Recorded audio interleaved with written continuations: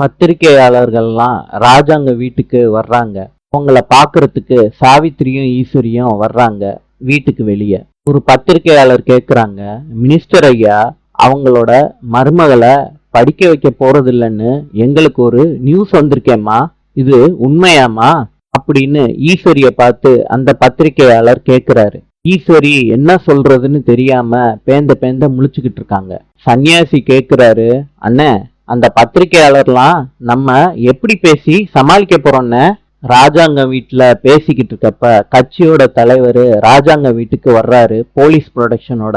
வீட்டுக்குள்ள வந்து ராஜாங்கத்துக்கிட்ட சொல்றாரு, நீங்க உங்க மருமகளை படிக்க வைக்கிறேன்னு எவ்வளவு பெரிய புரட்சிய பண்ணிருக்கீங்க.